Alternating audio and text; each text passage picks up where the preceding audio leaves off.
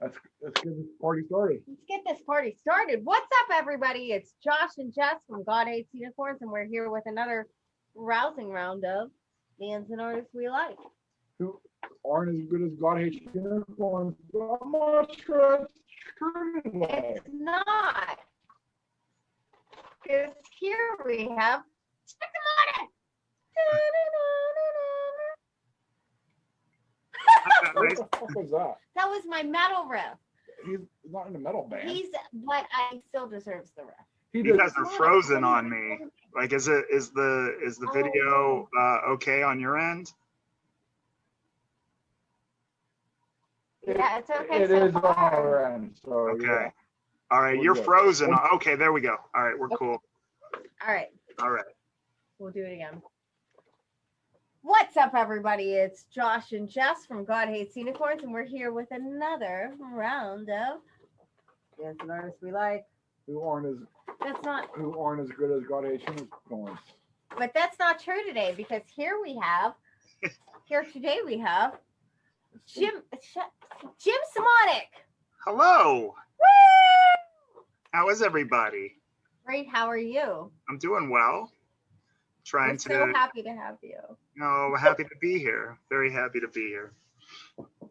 We're very excited. You have so much awesome stuff going on, and you always have awesome stuff going on. Last like 30 fucking years. Right. You've had awesome stuff going on. Thank you. Just trying, just doing the usual. We could talk about all that, though. We could talk about whatever you want to talk about. Well, some of the things we want to talk about, first of all, electronic saviors. Tell the world a little bit about that, because we've seen so much about that. Well, he cured cancer. About electronic saviors. Yeah. Well, I guess I'll start at the beginning. 2008, I was diagnosed with stage 2B colorectal cancer. Underwent chemo, radiation, surgery. Lost a good portion of my digestive system, gallbladder, and did a bunch of post-op chemo after the surgery was over. Got infected pancreatitis. Is what it's called, and that sucked, and that almost sort of took me out. So after that was really when the idea got really started. It was just that. It was just an idea before that. It was just, hey, let's get a bunch of artists that we like together and try to do something cool. That's really all it was in the beginning. And after I got pancreatitis and I almost, didn't make it, I took it a little bit more seriously. So I just started contacting everybody that I knew in the industry or had worked with, either done shows for or worked with in some capacity, played with, and it just grew from there. And the first volume ended up coming out on Metropolis Records in 2010, and ended up raising about $23K. So yeah, It's amazing. This is so incredible. Thank you so much. After that, it was essentially a new box set every 2 years. 2012, 2014, 2016, 2018, and then just last year was the 6th and final one. But we did a couple spin-offs along the way. We did the Respect the Prime Transformers soundtrack in 2016, and we did a follow-up EP in 2018. Did Synthcore Dreams comic book and CD combo 2018 for Cold Waves that year, and we are set to release the Crow tribute, Draven's mixtape. Draven's mixtape. And yeah, it's that comes out in September. Yes, we wanted to ask more about that because that's coming out in September, and those are going to be covers from the Crow soundtrack. Yeah, yeah, it's like it's the same concept we did with Respect the Prime, where we were big, fans of the soundtrack here at Distortion, and what we wanted to do was sort of license officially those songs, and then and have bands like Saviors bands cover them, like bands that have been involved with the Saviors in some capacity over the years, and this album, I'm really really proud of it. I think you guys are gonna really love it. I can't just from the people I've talked to that have heard some parts of it, they were like, this album's going to be huge. And I was just like, well, I don't know about huge. Is any album really huge anymore? If you're not, Billie Eilish. And I think it'll do really well. The pre-orders have been really strong. And like we have, Chris Connolly from Ministry and Jason Novak with their project Cockshore doing The Cure. We have Go Fight, which is Jimmy Marcus, used to be in D Warsaw. He's doing the Stone Temple Pilots track. We have Leather Strip and my own band Red Locust and Tragic Impulse all covering the Thrill Kill Cult. We have Caustic doing the Rollins Band, which was technically not a Rollins Band song. It was a Suicide song covered by Rollins Band. But Caustic is doing the Rollins Band kind of style. We have Encephalon from Canada doing the Nine Inch Nails Joy Division cover, Dead Souls. Isentilla does the Jane Siberry track.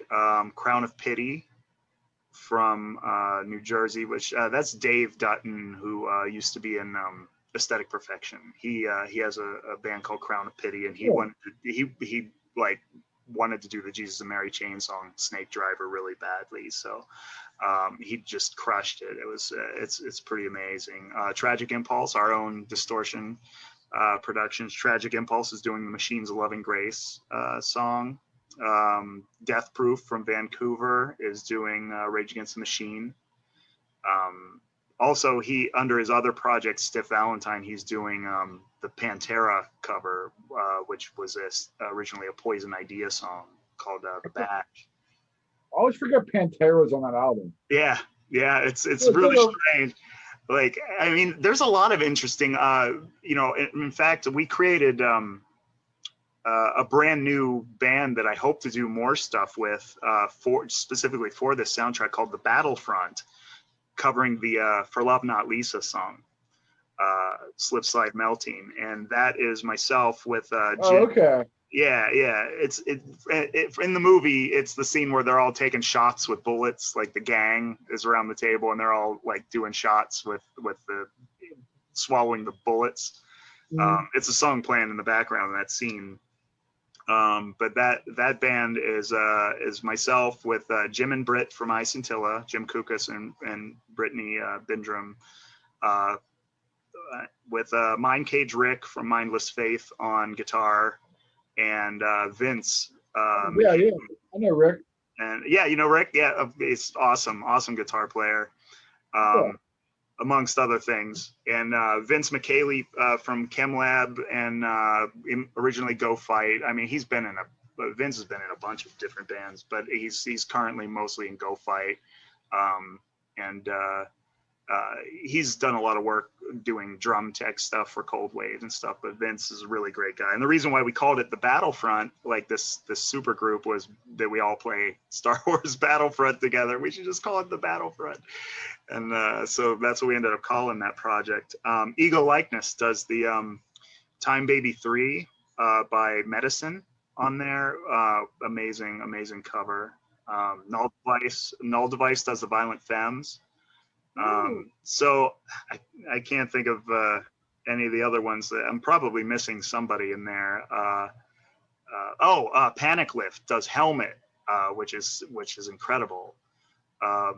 But from beginning to end, I'm very, very happy with how it came out, and yeah, it's up for pre-order now on Bandcamp and on the Distortion website. So that is essentially how Electronic Saviors is going to go forward with things like this. Since I'm not going to do any box sets anymore, there's going to be more Respect the Prime things. There's going to be more stuff like The Crow. The goal is if these things continue to be successful and there's an audience for them, The Lost Boys will be the next one we do. Oh, Oh. nice. So, but we're probably talking another 2 years. I started talking about the Crow thing back in 2016, and like people were like, "Is that Crow thing ever coming out?" I was just like, "Yes." It just, that's another reason why I can't do those box sets anymore, is because they're just insanely time consuming, and I basically have to not have a life for 2 years to do one of those. Yeah, I remember when you first started it. I was in the first one. Yeah, exactly. With And like, I actually came to what was that, in Philly or somewhere? We went to the freaking. Oh, the donation when we went to do the Yeah, donation. That was like Harrisburg. yeah. Yeah, and and We we gave them the giant check. Yeah. Yeah. I came out with Jen and Patricia. And, Yeah. That was fun. We all went to dinner after. yeah, I remember this is like a lot of fucking undertaking for this. I was like, I can imagine, man. It was a lot, and having to do one every 2 years without ever being late. Like, I never missed a deadline, and it was like very rewarding. Don't get me wrong. I mean, it's my life's work. It's the most rewarding thing I've ever done, because at this point we donated $100K, actually $100,001. that was the goal, like to go over 100K, and got to the dollar. Got to that $1. Yep, we did 100,001. That's amazing. But we've I mean, I just hope that it's going where it's needed. I mean, we donated to a myriad of different charities over the years. I'll start with the newest ones first. We went with a local one called Young Adult Survivors United, and they were recommended to me by Patricia Stevens, who is a cancer survivor and has written testimonials for, I think she did ES4, but I mean, she's an amazing woman. She survived like spinal cancer and breast cancer all at once, and she's like still kicking it and rocking. So she recommended this place to me because they took care of her while she was going through some really rough stuff. And so she connected me with Stephanie over there, and so we donated to them. We donated to Pitt University. The Dr. Medich, who was my surgeon, Dr. David Medich, he runs the colorectal cancer department over there, like the research department. So we donated like $15K to them. And we sent some to Cap for Kids, which is this charity out in Colorado.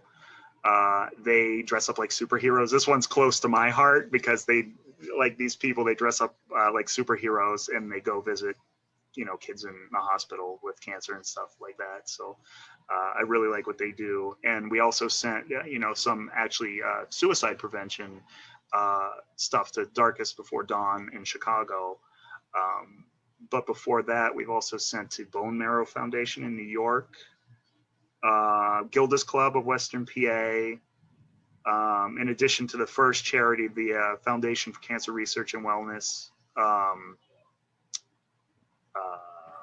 Our Clubhouse, which used to be Gilda's Club. They changed their name. They're called Our Clubhouse now. They're in the Strip District in Pittsburgh.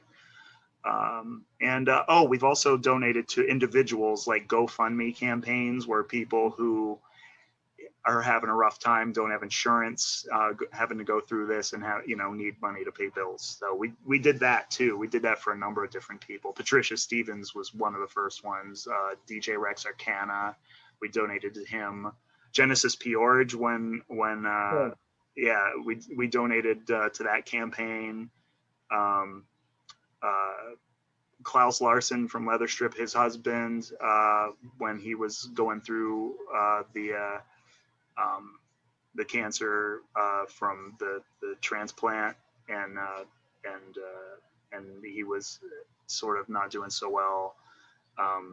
So it's a matter of, you know, doing something that is important and that matters and has a reach, you know, to not only just like the individual, but, you know, society. Yeah. Yeah, that's fucking amazing, Jim. Thank you, God, guys. amazing. That's Like incredible. seriously, like you talk to so many people doing music and putting stuff out, running labels, doing what they do, and you're like, you know, I talk about you enough where it's like this dude is doing so much shit to help so many people and putting quality content out Right. at the same time. It's not just like I'm just donating this bullshit music, this other thing. No, it's good music You work so hard. going to great causes, and it's like, you know. I really appreciate you guys saying that, because I sometimes you know, you get that feeling where like, is this even being noticed by people, you know? Oh my God, It is. Everybody's it is, Jim. Like noticing. everyone knows what you do, man. Okay, Yeah. like it's just like there's no coverage, you know. It's hard to even get press coverage for anything like this. Like it, you know, an example being in 2019, I was selected by the ASCRS, that's the American Society of Colorectal Surgeons, and I was invited. I was nominated for this by my surgeon, Dr. Medich, who I mentioned, and I won the local hero award for that, and went out to Cleveland and you know, was at their big convention. And here I am, this like long hair in a sea full of like suits and ties and doctors and stuff, and I had to give a speech, an acceptance speech for the award and stuff. And there's a video that was professionally shot. They came out here, and I went over to Chase Dudley's place, and we shot like an actual, you know, interview, like video, where I just talked for a while. And there's a video of that you can look up. And so I'm out there at the convention, and you know, shaking hands of all, you know, all these like people in the medical profession that heard of this. And it was very surreal. And when I came back here after, you know, their publicity, you know, sent it to like all the papers in Pittsburgh, all the news. No one picked it up, you know. So it's like, that's when I'm just like, wow, like, you know, because I was talking to my doctor about this, and he was like, whenever I nominated you for this, he said, there's no way in hell anyone beats you for this after what you've done. Like it's just insane. And he was like, I can't imagine anybody beating you out for this. And then I got the word from the foundation that I was chosen, and which was a huge honor. And you know, so it's stuff like that. And like they ignited me on stage in Chicago at Cold Waves. Jared from ChemLab did that, but that was actually put together by a Facebook group behind my back. Like like about 90 people, I guess, got together. Ben Hobaugh and a few other people here in Pittsburgh, with some folks out in the Midwest. Rick Lasiak's wife, she was mainly the ringleader of it. I guess you can do this for people. Like you throw in money, you like, hey, I want to get this person knighted, and so there's actually YouTube of that. I never watched it because it's embarrassing, but I went on stage in Chicago to basically just thank people for coming by the merch table and supporting Electronic Saviors. This was 2018, I think, 2018. Yeah. And I went to, you know, go off the stage, and Jared from ChemLab like blocks me, and he was like, don't go anywhere. And he has something like under his arm, and it's like it's like the legit certificate for it. It's actually hanging back there on my wall. It says, "Hey, you're a," I'll be right back. I'll show this to you. It's pretty cool.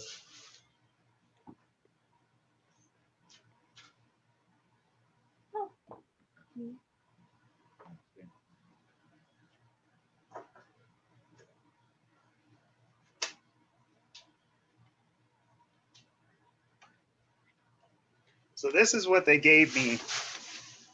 Let me see. Can you guys see that? Yes. Is that?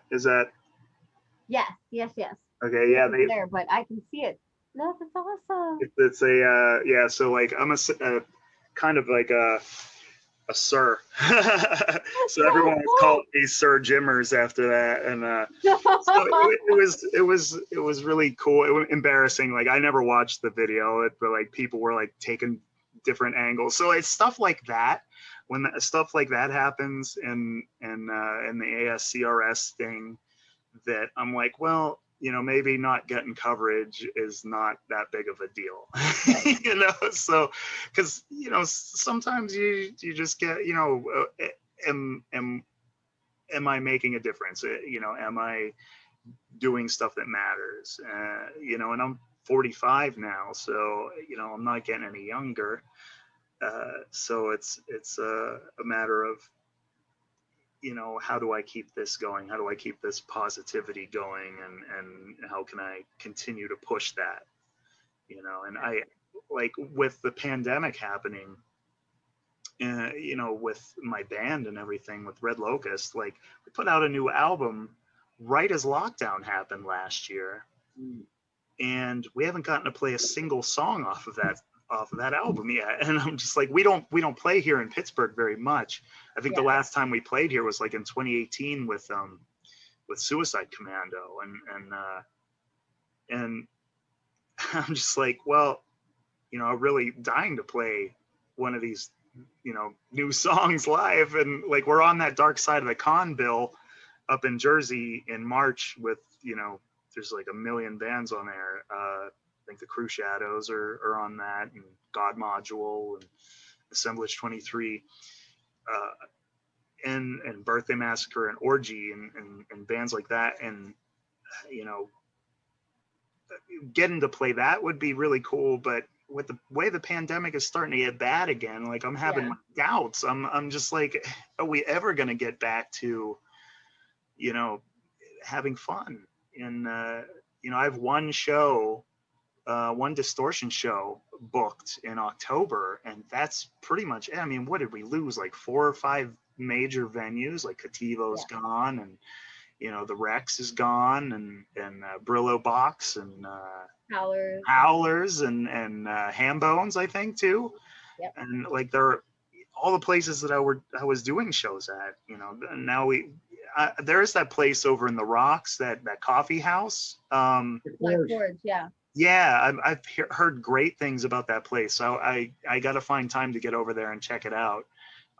They've done some metal stuff over there. They're good people. Oh yeah, they're wonderful. But Chad still work there. He's the one that Chad used to be in Agnes, does the black yoga thing. Oh yeah, I'm not sure he works there anymore, but I know Ashley runs it. Okay, cool. Yeah, it's something I got to make it over there to check that place out at some point. And the Rex is gonna come back. I think it's gonna come back, but it's so crazy. Like the new ownership right now. Yeah, the Enclave or something, right? Yeah. Yeah, I mean, I have been fortunate enough to be able to play shows that you've organized, and all of the places that we've been are gone. And it's 31st Street, yeah. Yep. I've never played any shows he organized, and I will never.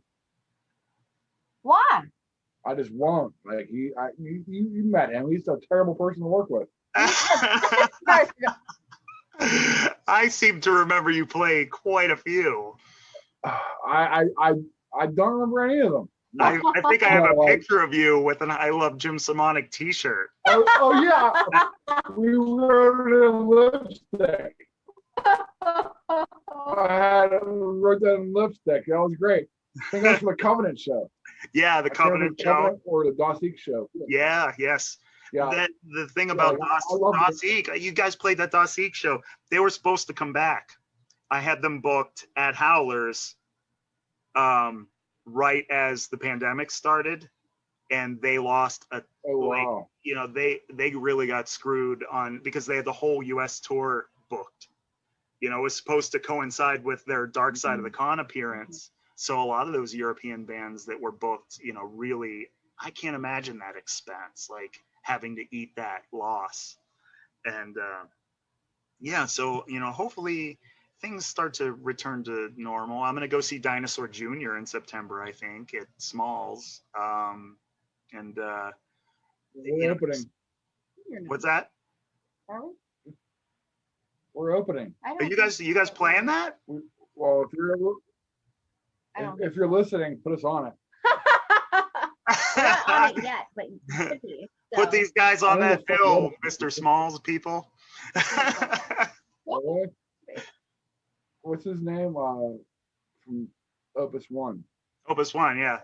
I think it is an Opus One show. What's that guy's name? Fuck. I Dave Romano. Dave. Dave, get us on that show. Put these guys on Dino Jr. We would fit. I don't know. You ever heard Jonathan Jr.? A little bit. We would fit. Okay. So what else do you guys want to talk about? Did I cover the Savior stuff? Is that? Oh yeah, absolutely. Like, that's what I wanted to see.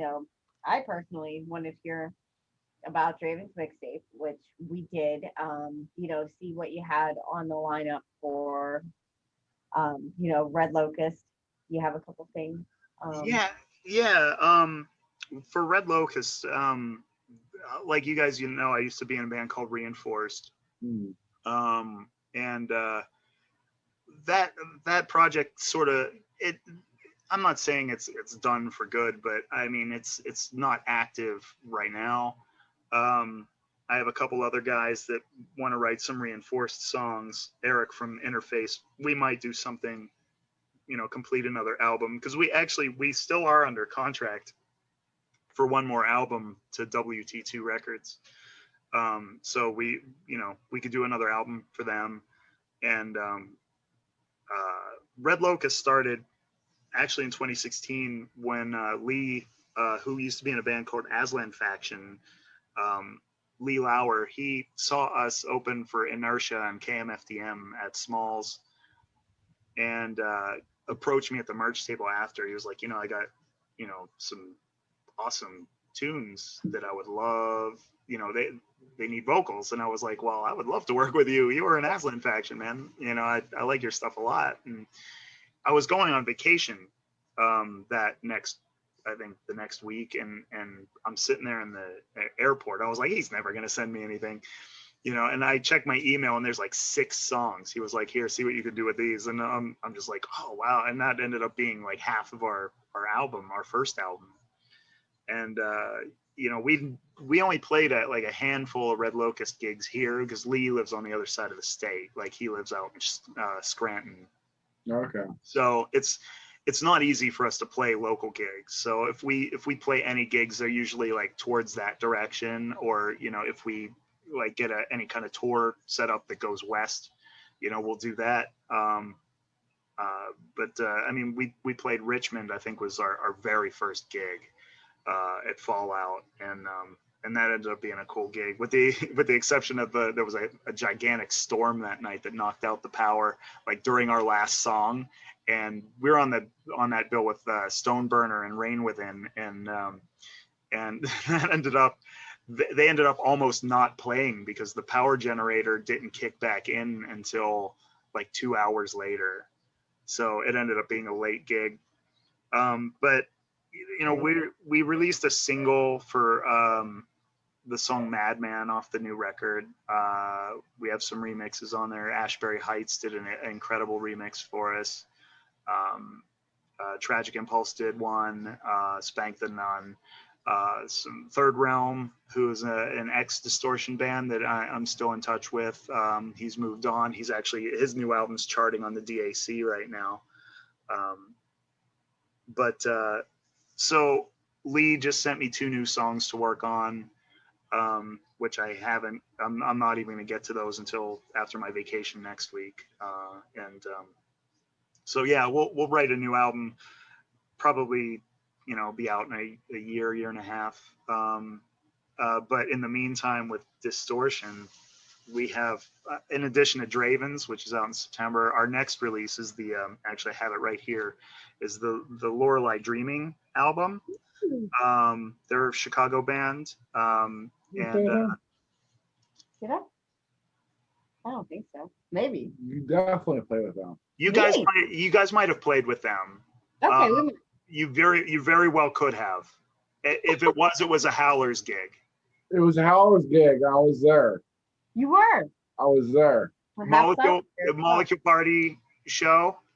It very well could have been. Yeah. Maybe. You know better than I do. I know everything better than you. Everything is basically on all the show. Every show I've ever done, the whole lineups are on the Distortion website under the past shows link.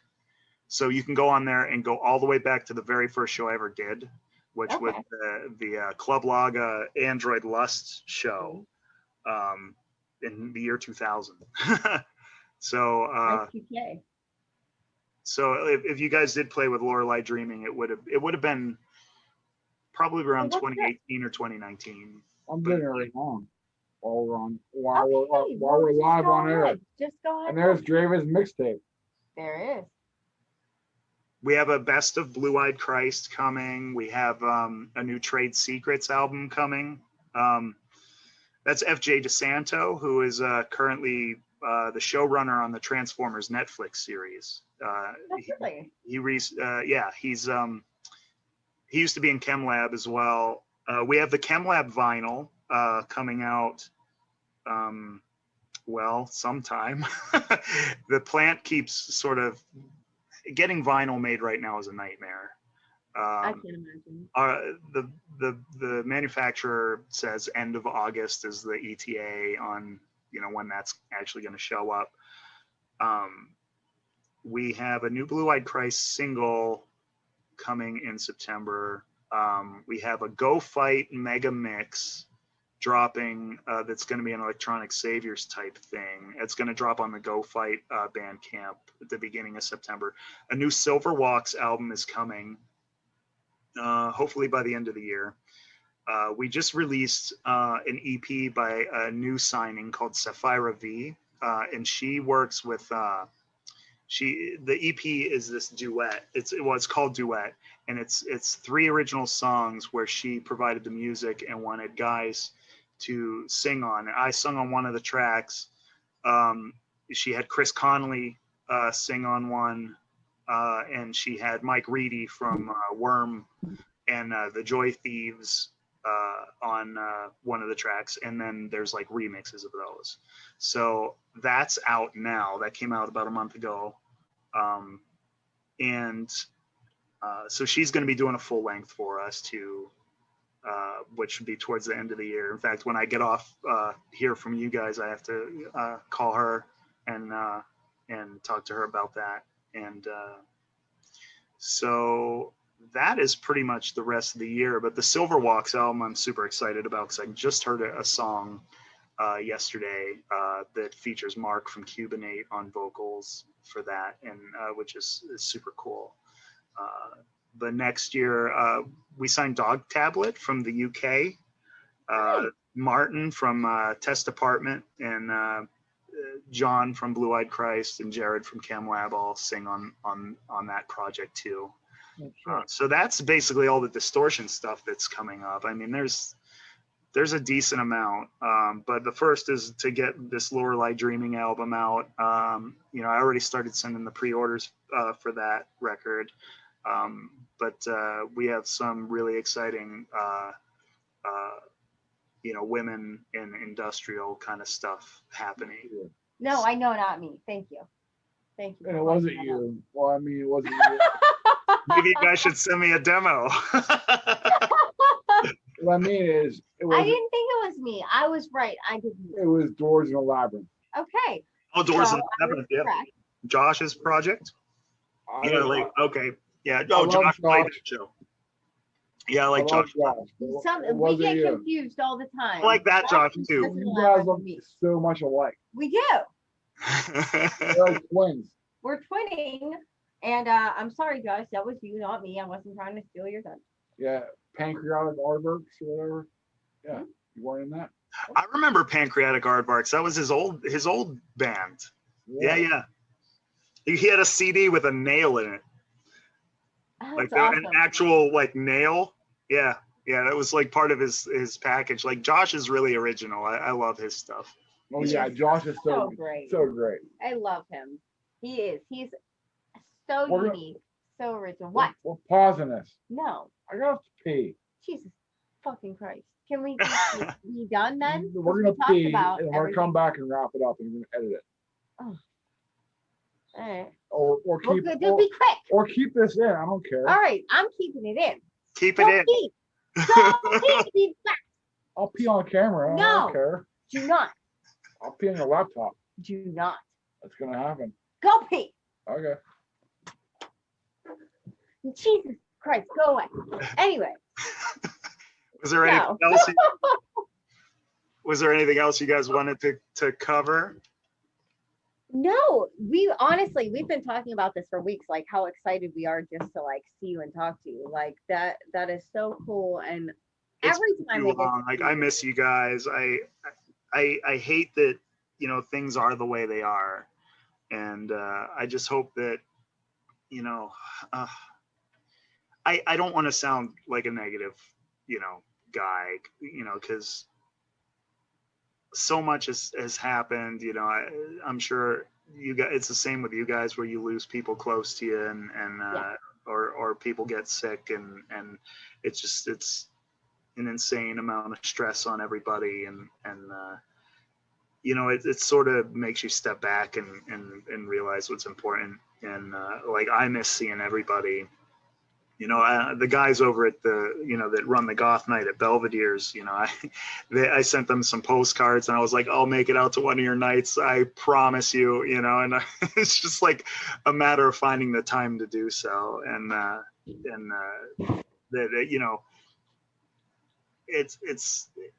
it's a time management, and with the whole pandemic just makes things even more complicated.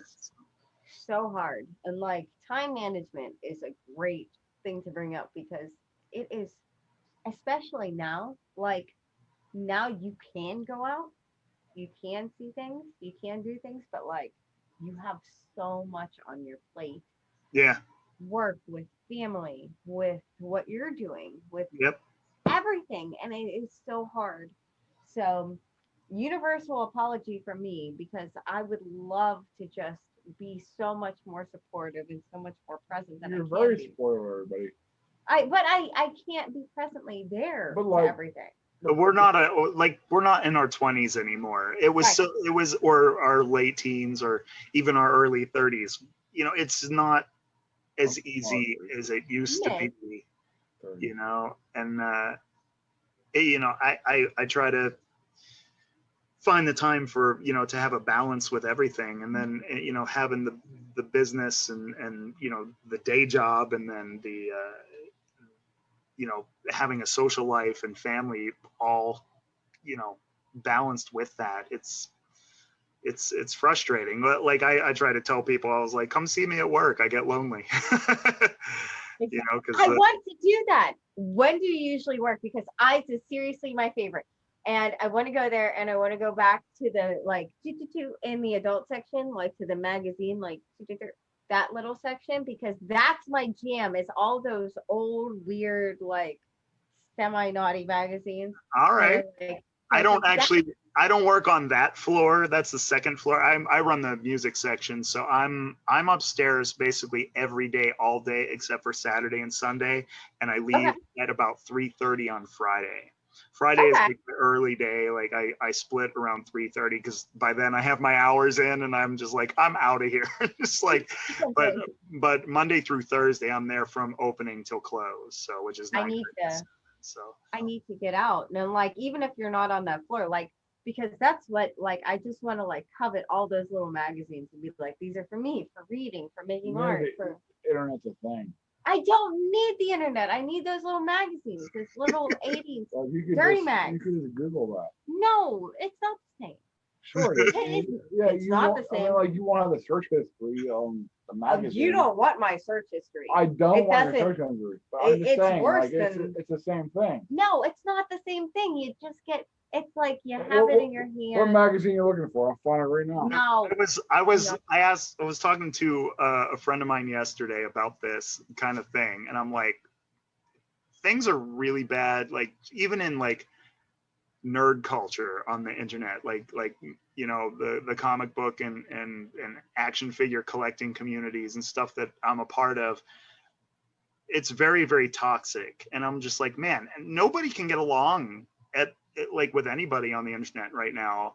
And so I'm like, can we maybe go back to pre-internet days, like shut the internet down somehow, and can we have like stores again, like a variety of stores to go to, and a thriving music industry, and you know, when bands actually sold stuff and could tour and could make it big, you know, and you know, even cell phones, let's get rid of cell phones too, and you know, go back to having an answering machine where no one can bother you during the day, and you come home at night and you get your answering machine messages. Yeah. And then if you have no messages, you're cool, you know. I kind of missed that, you know. There's an innocence to it, and now like you have to deal with anybody who on the internet who has an opinion that, you know, that is just reactionary to what you're talking about, you know. And it can be exhausting. So I like, even social media, like I'm not on there often. I can't deal with the negativity of it all, you know, if that makes sense. So we're gonna get real nerd right now. Okay. Because I'm a similar nerd to you. I see you on Facebook, and I'm very similar. I'm with you. With Marvel and with DC and all this kind of shit. One, what are your feelings on Loki, the series? Loki was one of the best things Marvel ever did, in my opinion. The dialogue in Loki was stellar. I was genuinely impressed that show was able to accomplish what it did. And I think having that last episode, having Jonathan Majors as a Kang the Conqueror variant. Yeah, what was it? What's his name? He Who Remains. Yeah, or Immortus. Mortis, yes. Yeah, like having him pop up in that show, which is what everybody wanted. But because of how WandaVision ended and how Falcon and the Winter Soldier ended, where I kind of felt like they were dangling the nerd carrot in front of you for Mephisto and Quicksilver and WandaVision, and they didn't give it to you. They were like, "Hey nerds, you want Mephisto? No, you can't have it." Well, the Quicksilver thing I understood, because it was a big middle finger to like people who were expecting things. Yeah. But and like, I didn't like it, but I understood it. So I understand that, you know, but I just feel like a lot of things that they set up in that show didn't have any kind of payoff whatsoever. All the little things that they were talking about, the commercials. What the hell did the commercials mean now? Like I had heard like that the commercials were actually supposed to be Doctor Strange's way of communicating with her. Yeah. Which makes incredible amount of sense. Yeah. And for Doctor Strange not to show up somewhere in that show, I think was a big mistake. And not that he needed to come in and save the day, obviously, because Wanda could handle herself, but he should have at least been aware of it. I mean, he's in New York City, and that's in New Jersey. It was like right across the river, this crazy shit's happening, and he doesn't know about it. So they gotta have a good explainer for that, you know. I think, and I think Falcon and the Winter Soldier, I thought that the power broker reveal was really weak. It was obvious. So it was still obvious. Yeah, and I expected them to go in another direction with it, and they just didn't. I'm like, okay, so they gave us the obvious. So I wasn't expecting Jonathan Majors to show up at the end of Loki because they had peppered in all of these Easter eggs alluding to him. I'm like, they're doing the same exact thing that they did. They're not going to give us Kang the Conqueror. Because it's going to be Miss Minutes or something that's going to be like, and it was thing. Yeah, at the beginning. Yeah. It was like, oh shit, is this what's going to happen? But having Jonathan Majors in there and that whole dialogue like blew me away. So I loved Loki. I love where they're going with the multiverse. What if, if they start going towards Secret Wars, all that stuff. I think I'm all in on it. As long as I can get some Adam Warlock and Guardians of the Galaxy 3. Oh, he's coming. He's coming.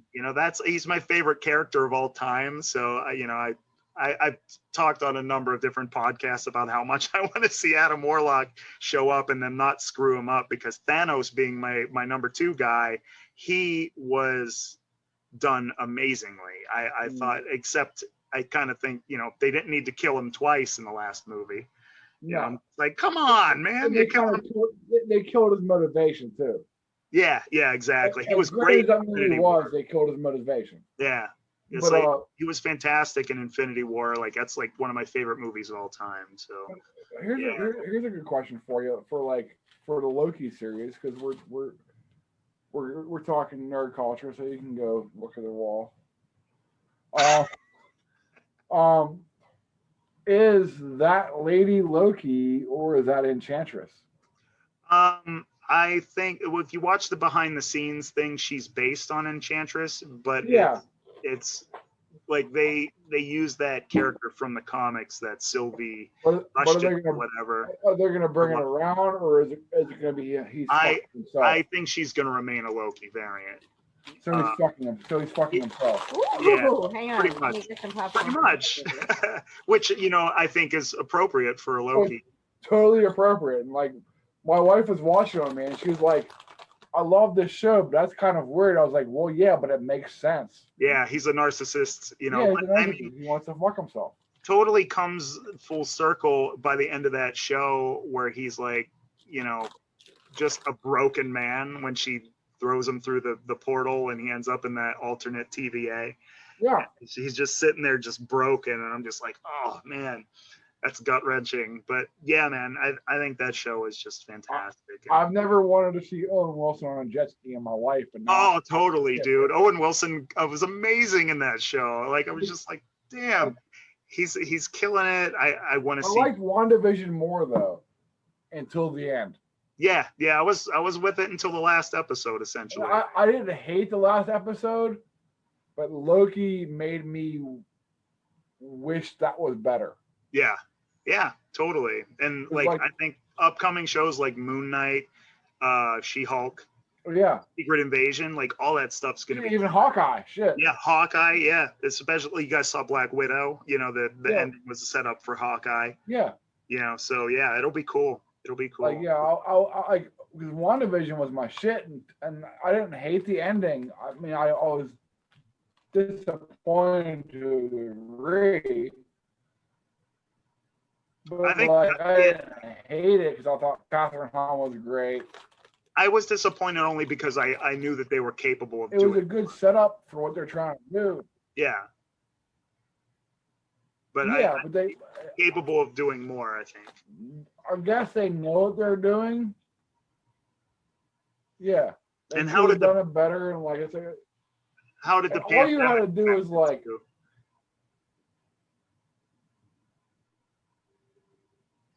Yeah. Oh yeah. All I wanted for one was basically a brief statement if she was adopted. Oh yeah. Or whatever. It could have been because they glossed that over. Yeah. With her parents. Yeah. You could have just brought up you could just casually mentioned it. Like maybe throw a Magneto Easter egg in there. Yeah, just casually mention oh yeah, that's not her real parents. Right. Yeah, they could have done that. It wouldn't have been a big deal, but it would have made a lot of sense. Yeah, for sure. You could have went with that. But while she's eating popcorn and we're talking nerd shit, I'm actually enjoying myself. Popcorn. We got Jim Semonik from Red Locust, Distortion Productions, My Wet Dreams. Wow. Oh, they're very wet. I've known you for so long, Jim. We've known each other for a long time now, man. Yeah, we're not young anymore. Oh, I'm still young, but yeah, you're not very young anymore. Thank you I'm guys so still- much for having me. Thank I'm you still so much 24. for being here. You're absolutely not. I'm Thank 24 you so much, years Jim. old. Well done talking. No, wait. I'm 24 years old. Okay. But it's so great to see you again. Great to I see didn't you know guys on too. camera. You And, didn't pee on camera. You had to walk away to pee. Well, yeah. Well, Anyways, thank And you, we- Jim. when We we appreciate can it. get He has together- other shit he needs to do. He's a popular man.